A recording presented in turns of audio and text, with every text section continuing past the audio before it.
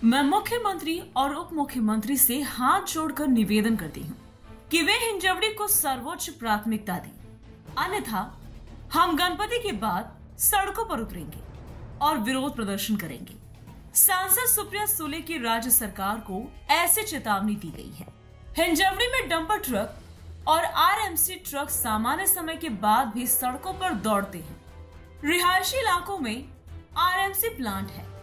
PMRDA द्वारा साफ की गई सड़कों पर अभी भी कबाड़ और मलबा पड़ा है और सड़कों के गड्ढे अभी तक नहीं भरे गए हैं। हिंजवड़ी में करोड़ों रुपए का अंतरराष्ट्रीय व्यापार होता है। यहाँ से कंपनियां विदेशी राज्यों में जा रही हैं।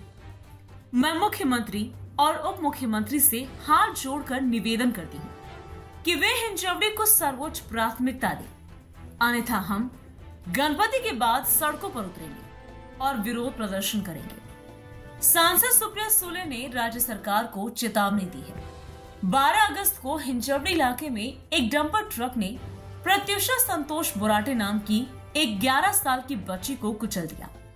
इसी सिलसिले में सुप्रिया सुले आज मान इलाके में स्थित जॉय विलेज सोसाइटी गई और बुराटे परिवार से मिलकर उन्हें सांत्वना दी। इस मुलाकात के बाद मीडिया से बात करते हुए सुप्रिया सुले ने हिंजवड़ी मामले पर राज्य सरकार की कड़ी आलोचना की। यामध्ये पूर्णपणे बंदी आणलेली आहे। बंदी आणि वेळ ठरलेली आहे डंपरांची, तरी ती पाळली जात नाही। त्याच्यावर स्ट्रॉंग ऍक्शन माननीय मुख्यमंत्र्यांनी घेतली पाहिजे। मी माननीय मुख्यमंत्र्यांना तातडीने पत्र करणार आहे की हिंजवडीमध्ये रस्ते असतील, रस्त्याची परिस्थिती तुम्ही बघताय, वीज एवढा मोठा इंडस्ट्रियल हा पूर्ण एरिया आहे या तालुक्यात, इथे वीज ही सातत्याने कमी पडते आणि सुरक्षितता म्हणजे लोकांचे ऍक्सिडेंट्स वारंवार इथे होत आहेत आणि नियम कायदे करूनही ते पाळले जात नाहीत। त्यामुळे हिंजवडीमध्ये माननीय मुख्यमंत्र्यांनी स्वतः लक्ष घालावं आणि ह्याच्यातून मार्ग काढलाच पाहिजे आणि नाही काढला तर 15 दिवसांनी गणपतीनंतर आम्ही इथे आंदोलन करणार। आम्ही असं एक प्लांट खडकवासल्यात माझ्याच लोकसभा मतदारसंघात सिंहगड रोडला होतं, आम्ही ते बंद केलं। तर हे पण ह्याची पण बंदीची मागणी आम्ही करणार आहे। ते राडा रोडा पण आहे आणि तिथे रस्त्याची कुठलीही कामं झालेली नाहीत। हे दुर्दैव आहे की हिंजवडी आदरणीय पवार साहेबांनी एक ड्रीम प्रोजेक्ट म्हणून केलं होतं। लाखो लोक इथे रोज काम करतात आणि करोडो हजारो करोड रुपयाचा व्यवसाय इथे होतो आणि परदेशातही जातो।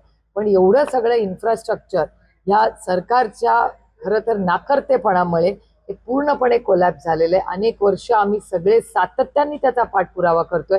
मी माननीय मुख्यमंत्री पालकमंत्री यांना वारंवार विनंती करते की ह्याच्यात हाय प्रायोरिटीने लक्ष घालावं। आता इन्व्हेस्टमेंट इथल्या दुसऱ्या राज्यांमध्ये चालले आहेत।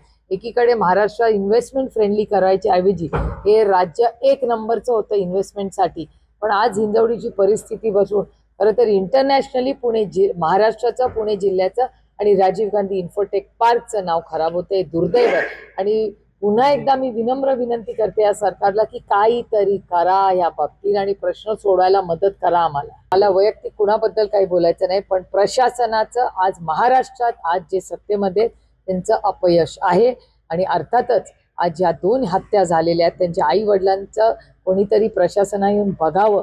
महादेवांना कोंडरे उद्या सकाळी जाणार आहेत पोलीस स्टेशनला आणि आम्ही सगळ्यांनी सह्याही केलेल्या आहेत।